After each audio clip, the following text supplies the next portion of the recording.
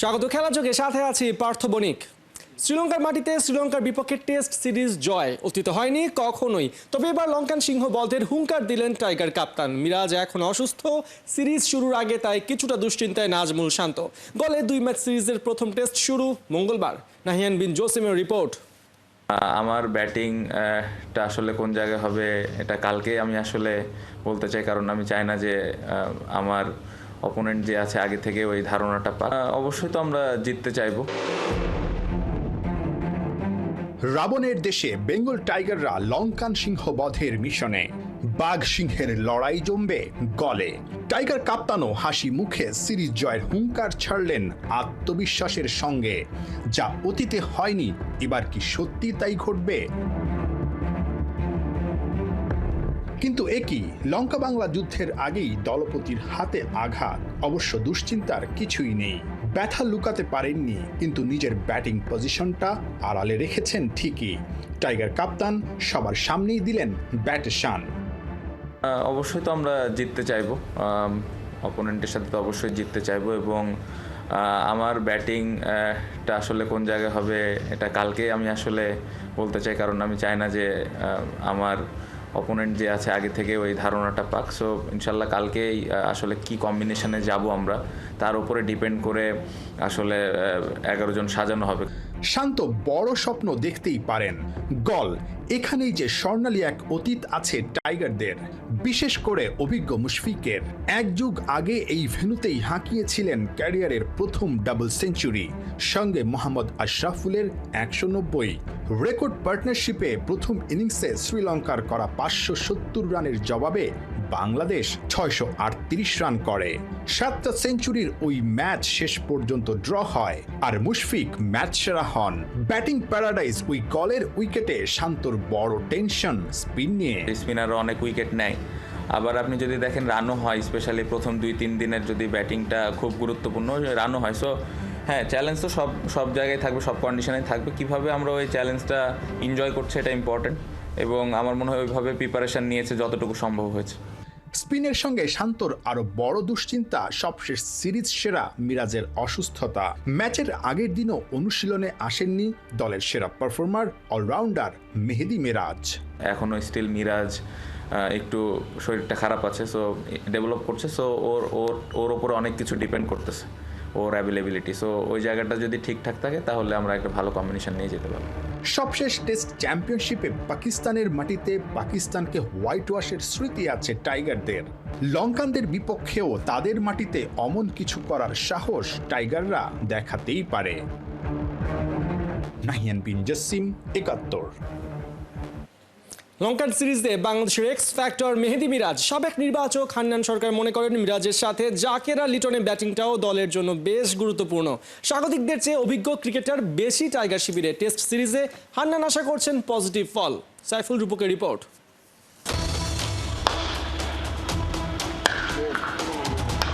সাদা কি লাল বল বাউন্ডারির ওপারে উড়িয়ে মারেন আরামসে। পাওয়ারফুল ফিনিশার জাকের আলী ভরসার নাম। 2024-এর মার্চে জাতীয় দলে অভিষেক। ব্যাটের ঝলক দেখিয়ে বছর পেরোতেই বনে গেছেন 3 ফরম্যাটেই অটো চয়েস। এখন অবধি 5 টেস্টে 450। জাকেরের দ্রুত রান তোলার সামর্থ্য ফায়দা দিচ্ছে টিম বাংলাদেশকে। গলের টার্নিং পিচে কিংবা লঙ্কান সিরিজে মিডল অর্ডারের জাকের লিটন ম্যাচের পার্থক্য করে দিতে পারেন বিশ্বাস সাবেক নির্বাচক হান্নান সরকারের। জাকের তো আসলে খুবই ইউজফুল প্লেয়ার, মানে যেই ফর্মেটেই খেলায় সেই ফর্মেট অনুযায়ী সে খুব ভালো ম্যাচ আপ করে নিতে পারে, এটা একটা আলাদা গুণ তার। এবং সেই জন্য কিন্তু 3টা ফর্মেটেই জাকেরকে এখন খেলানো হচ্ছে এবং সেভাবে প্রায়োরিটি দেওয়া হচ্ছে। সো জাকির তার রোলটা প্লে করবে। আপনি শুধু অল্প বলে বেশি রান করতে পারে জাকির সেটা না, আপনি যদি বলেন যে ওকে 100 বলে 10 করতে সেটাও পারবে, মানে জাকির সেই ধরনের ক্যারেক্টার, এবং সেই জন্যই কিন্তু টেস্টেও খুব ইম্পর্টেন্ট প্লেয়ার। লিটন তো প্রুভেন পারফর্মার, মানে লিটন কিন্তু টেস্ট ক্রিকেট এমন একটা পজিশনে ব্যাট করে যেখানে সে তার শর্টসগুলো খেলার সুযোগ পায়, এবং এমন একটা পজিশনে ব্যাট করে যেখানে হয়তো নিচে ব্যাটসম্যানের সংখ্যা কম থাকার কারণে সে কিন্তু অনেক সময় তার অ্যাটাকিং শটগুলোকে খুব তাড়াতাড়ি খেলা শুরু করে। যেহেতু স্পিন বা একটা অ্যাটাকিং বোলিং যদি দেখি আমরা তাদের স্পিন অ্যাটাকটা যেভাবে, সেখানে অনেক সময় হয়তো অ্যাটাকিং ব্যাটিংটা দরকার হতে পারে। সেক্ষেত্রে লিটন এবং জাকেরের রোলটা ওই পজিশনে খুব ইম্পর্টেন্ট। ইনজুরির কারণে জিম্বাবুয়ের বিপক্ষে এলকেডি ফেরায় একাদশে একজন ব্যাটার কিংবা বোলার কমাতে হচ্ছে টিম ম্যানেজমেন্টকে। গুঞ্জন আছে লিটনকে জায়গা দিতে বিজয়কে ড্রপ দিয়ে ওপেনিংয়ে খেলবেন শান্ত। আবার ব্যাটিং গভীরতা বাড়াতে চাইলে মিরাজ সহ 4 জেনুইন বোলার নিয়েও নামতে পারে বাংলাদেশ দল। আমি হয়তো বা দেখতে চাই যে আসলে 2 স্পিনার 2 সিমারে আমরা কম্বিনেশন সাজাতে পারি। তো সেই ক্ষেত্রে হয়তো বা লিটন শান্ত দুজনেই হয়তো যার যার পজিশনেই খেলতে পারে। আবার যদি কন্ডিশন দেখে তারা জাজ করেন যে না আমরা 3 সিমারে যাব, সেই ক্ষেত্রে হয়তো বা শান্তকে ওপেনিংয়ে দেখলে আমি খুব বেশি অবাক হব না। 2 যুগ ধরে টেস্ট ক্রিকেটে বাংলাদেশ, সাদা পোশাকে টাইগারদের বিপক্ষে একচেটিয়া দাপট শ্রীলঙ্কার। 2 দলের 26 দেখায় 20 হার, জয় কেবল একটা বাংলাদেশের। এবার কি বড় স্বপ্ন দেখা যায়? টেস্টে এক্সপিরিয়েন্স প্লেয়ারের সংখ্যা কিন্তু তাদের তুলনায় আমাদের বেশি। আপনি যদি দেখেন ম্যাচ সংখ্যা এবং এক্সপিরিয়েন্স ডিউরেশনটা যদি দেখেন, সেখান থেকে আমাদের বেশ কিছু এক্সপিরিয়েন্স প্লেয়ার রয়েছে। সো আমি যদি এই টেস্ট সিরিজটায় 2 ম্যাচের টেস্ট সিরিজে যদি আমরা ড্র করতে পারি, মানে আমরা একটা জিতলাম ওরা একটা জিতলো, সেভাবে যদি হয় আমি সেটাকেও কিন্তু অ্যাচিভমেন্ট হিসেবে দেখবো। সো আমি মনে করি যে এই সিরিজটা আমরা 2-0 জিতে যাব বা 1-0 জিতবো, সেরকম চিন্তা না করে আমরা যদি নর্মালি যদি সিরিজটা ড্র হলো, আমরা যদি পজিটিভ একটা রেজাল্ট নিয়ে আসতে পারি, সেটাও আমি পজিটিভলি দেখব। গেল টেস্ট চ্যাম্পিয়নশিপে বাংলাদেশের পক্ষে সবচেয়ে বেশি রান তুলেছেন মেহেদী মিরাজ। দেশে বিদেশে অফ স্পিনেও ছড়ি ঘুরিয়ে দলের জয়ে অবদান রেখেছেন। হান্নানের কাছে মিরাজই এক্স ফ্যাক্টর। মিরাজ তো রিসেন্ট পারফরমেন্সে সবসময় এক্স ফ্যাক্টর হিসেবে প্রতিটা ফর্মেটে আমাদের গুরুত্ব রেখে যাচ্ছে। সাইফুল রূপক, 71। জাতীয় ফুটবল দলের হেড কোচ হাবিয়ার কাবরেরাকে এখনই বরখাস্ত করা উচিত নয় বলে মনে করেন বাফুফের কার্যনির্বাহী কমিটির সদস্য মঞ্জুরুল করিম। বাফুফের আরেক সদস্য সাখাওয়াত শাহীনের বিপরীত অবস্থান নিয়ে বলেন, চূড়ান্ত সিদ্ধান্ত নেবে জাতীয় দল ব্যবস্থাপনা কমিটি। অনবাবী রিপোর্ট। আমি বোর্ডের বাইরে গিয়ে কিন্তু কোনো সিদ্ধান্ত দেওয়ার মতো আমার সে ক্ষমতা নাই। তাহলে আপনি আমাকে সিন্ডিকেট বানাবেন কীভাবে? রেজাল্ট ভালো হলে তো আজকে এই প্রশ্ন আসতো না। সুতরাং আমরা এত সকালে আমার মনে হয় না যে আমার ব্যক্তিগত চাচ্ছি যে এই মুহূর্তে আমি ওনার পদত্যাগ চাচ্ছি না। আমি 18 কোটি বাংলাদেশের মানুষকে মুক্ত করার জন্য কাবরেরার পদত্যাগ চাচ্ছি। মুখোমুখি অবস্থানে বাফুফের 2 সদস্য। জাতীয় ফুটবল দলের হেড কোচ হাবিয়ার কাবরেরা ইস্যুতে উত্তপ্ত ফুটবল পাড়া। কেন ভরা হাটে হাড়ি ভেঙে কোচের পদত্যাগ চাইলেন শাহীন? কাবরেরার বিপক্ষে তার এই অবস্থানকে ফুটবল সমর্থকদের অনেকেই স্বাগত জানালেও বাফুফের দায়িত্বপূর্ণ চেয়ারে বসে আনুষ্ঠানিক সংবাদ সম্মেলনে এমন মন্তব্য করা যায় কি? ভাই, ওনার মতো একটা কথা বলে আমি বিব্রত হতে চাই না। বিব্রত হই না এই একটা মাত্র কারণে যে এটা উনি ওনার ব্যক্তিগত মতামত প্রকাশ করেছেন। উনি 18 কোটি মানুষের পক্ষে কথা বলেছেন। উনি বলেছেন আসলে দর্শকটা খেলাটা উপভোগ করেছে, আমরা তো খেলাটা উপভোগ করেছি। কানাঘুষা চলছে শাহীনের বিরুদ্ধে ব্যবস্থা নেবে বাফুফে, আনা হবে জবাবদিহিতার আওতায়। কিন্তু কেন? কাবরেরার অধীনে জাতীয় ফুটবল দলের পারফরমেন্স কি আপ টু দ্য মার্ক? 38 ম্যাচে 10টা জয়, 9টায় ড্র, বাকি 19টায় হার। তার থেকেও বড় কথা, হামজা, সুমিতদের মতো তারকাদের নিয়েও প্রতিপক্ষ বিবেচনায় দলের কৌশল সাজাতে দিতে পেরেছে কি বিচক্ষণতার পরিচয়? তবুও বাফুফের কোনো সদস্য চেষ্টা করছেন কাবরেরাকে আগলে রাখার। ন্যাশনাল যে ম্যানেজমেন্ট কমিটি আছে এটা ওনারা দেখবে।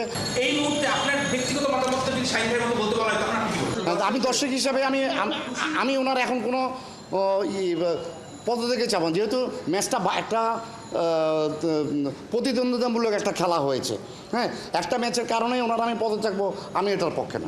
জাতীয় দলের কোচ হিসেবে আগামী বছর মার্চ পর্যন্ত রয়েছে হাবিয়ার কাবরেরার মেয়াদ। তার আগেই কোচ পরিবর্তনের দাবি জোরালো হচ্ছে। চূড়ান্ত সিদ্ধান্ত নেবে বাফুফের কার্যনির্বাহী কমিটি। অক্টোবরে হংকংয়ের সাথে বাংলাদেশের home and away match. Arnab Bapi, 71।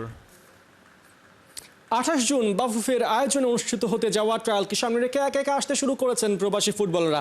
প্রথম পর্যায়ে সিলেটে এসেছেন যুক্তরাজ্য প্রবাসী তানভীর আহমেদ। বিমানবন্দর থেকে বেরিয়েই জানান দেশের ফুটবলকে এগিয়ে নিতে নিজ উদ্যোগ এসেছেন ট্রায়াল দিতে। তানভীর আহমেদের প্রোফাইল ও ইংলিশ ফুটবলে তার ক্লাবের সম্পর্কে বিস্তারিত থাকছে রিপোর্টে।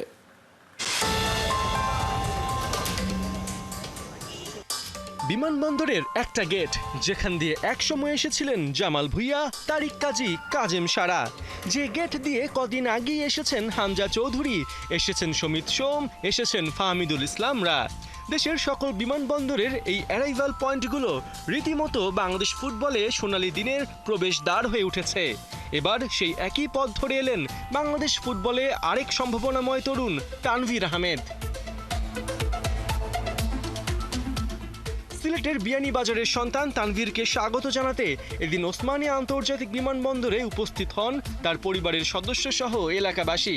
28 জুন বাফুফের বহু প্রতীক্ষিত ট্রায়াল, সেখানে অংশ নিতে যাওয়া সিনিয়র 31 ফুটবলারের অন্যতম 23 বছরের এই তানভীর। বাংলাদেশ দাসমা কাঞ্চা আমার দেশ, তো আমার ভালো লাগে। আমার আব্বা আম্মা সবসময় আমার আনসার নিয়েছেন। সো আর প্লাস পয়েন্ট হচ্ছে আমরা এখন বাংলাদেশ ফেডারেশন মানে একটা চান্স দিতে খেলে বলেন দেশের লাগিন। সো এটা চাই করবার লাগিন। So that's the purpose of coming and of course দিল বাংলাদেশ ইনশাল্লাহ আপনারা সবাই দোয়া করবা দিলা সপ্তাহ বালা দিলা আমি চান্স পাই। খেলার ধরন অনুযায়ী তানভীর আহমেদ একজন অ্যাটাকিং ফরওয়ার্ড, খেলেন মিডফিল্ডেও। 5 ফুট 8 ইঞ্চি উচ্চতার তানভীরের ক্লাবের নাম প্রায়োরি পার্ক রেঞ্জার্স। লন্ডন ভিত্তিক এই ক্লাবটি প্রতিষ্ঠিত হয় 2014 সালে। স্বাভাবিকভাবেই প্রশ্ন জাগে, তানভীর আহমেদের দল প্রায়োরি পার্ক রেঞ্জার্স ইংলিশ ফুটবলের কোন লেভেলে খেলে? উত্তরের জন্য তাকাতে হবে ইংলিশ ফুটবল সিস্টেমের 11 নাম্বার স্তরে। এই স্তরে মোট 49টা লিগ হয়, তার একটা হলো এসেক্স অ্যালায়েন্স ফুটবল লিগ। শুধুমাত্র এই এসেক্স অ্যালায়েন্স ফুটবল লিগের সিনিয়র ডিভিশনে খেলা 16টা ক্লাবকে ইংলিশ ফুটবলের 11 নম্বর স্তরের ক্লাবগুলোর মাঝে ধরা হয়। তানভীরের ক্লাব প্রায়োরি পার্ক রেঞ্জার্স এই এসেক্স লিগের শীর্ষ পর্যায়ে অর্থাৎ সিনিয়র ডিভিশনে খেলে না, খেলে এই লিগের অধীনে দ্বিতীয় সারির প্রিমিয়ার ডিভিশনে। চলতি মৌসুমে 10 দলের এই প্রিমিয়ার ডিভিশনে তানভীররা সপ্তম হয়েছেন। অবশ্য ক্লাব যে পর্যায়ে থাকুক, তানভীর আহমেদরা নিজ খরচে দেশে ছুটে এসেছেন শুধু বাংলাদেশ ফুটবলে আলো জ্বালাতে, এটাই তো বড় কথা। লাস্ট গেম ফলো করছি ফুল গেম সিঙ্গাপুরের লগে, তারা পালা করছেন বা ইনশাল্লাহ সবাই মোটামুটি ইমপ্রুভ করতে পারবো, তাহলে আমি করতাম পারি সবাই করতে পারেন। সো আশা করি ইন দ্য ফিউচার আমরা Bangladesh football federation we go somewhere football ইনশাল্লাহ। 28 জুন থেকে শুরু হওয়া 3 দিনের ট্রায়ালে থাকার কথা আছে জাতীয় দলের কোচ হাবিয়ার কাবরেরার।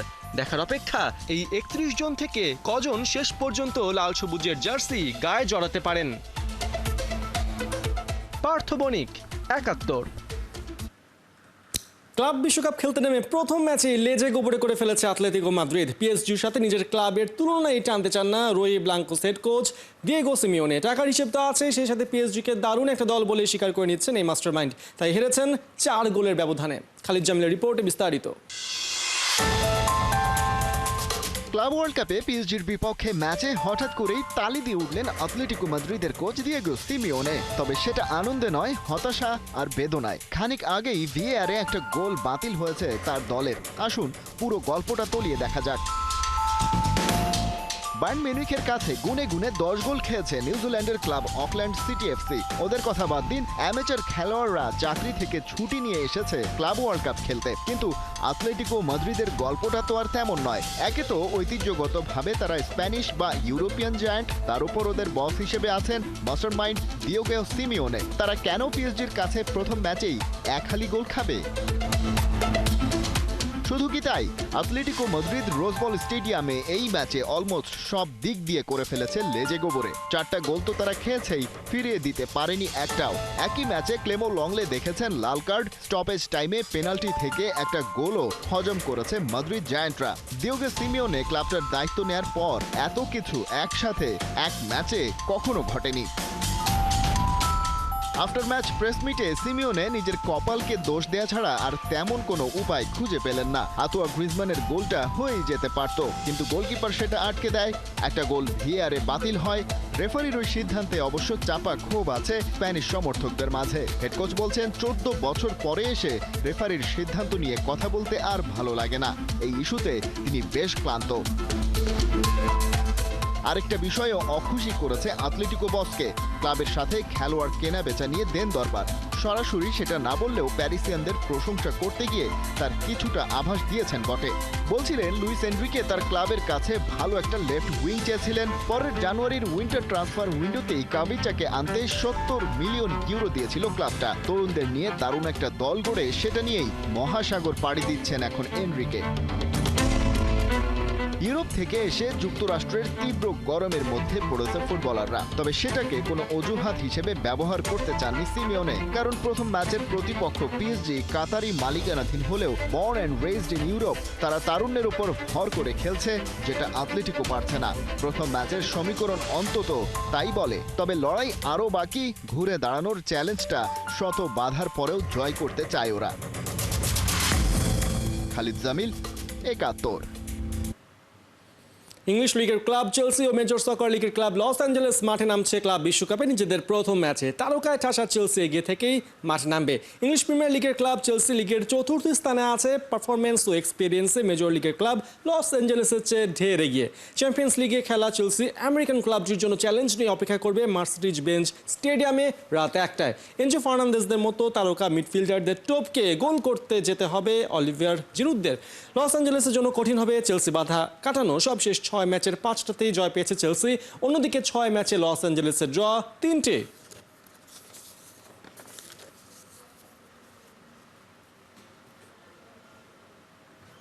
এই ছিল এখনকার খেলা যুগে সরাসরি সংবাদ অনুষ্ঠান দেখতে চোখ রাখুন ৭১ ফেসবুক পেজে এবং সাবস্ক্রাইব করুন ৭১ ইউটিউব চ্যানেল। ৭১ সাথেই থাকুন।